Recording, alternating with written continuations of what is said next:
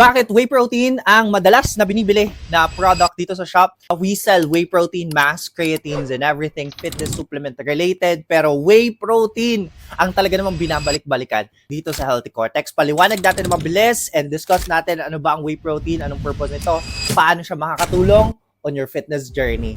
So remember guys, for you to build muscle, kailangan natin ng exercise, which is yan yung magiging stimulus para kailanganin ng katawan mo to build more muscle para kayanin niya yung pahirap, yung pabigat ng pabigat na workouts na ginagawa mo. To build that muscle, kailangan niya ng material. Parang bumubuo ka ng bahay, no?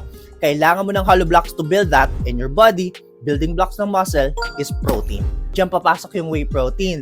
On those days na hindi ka makakapag-prep, no, di ako makaluto, di ako makakain dahil medyo late night na, busy talaga, pwede kang magpasok ngayon ng whey protein to complete yung daily protein needs mo. And from there, conveniently, you are building muscle.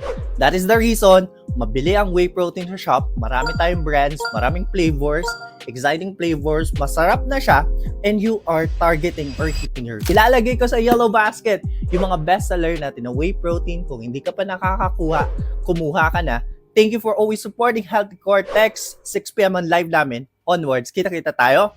Peace!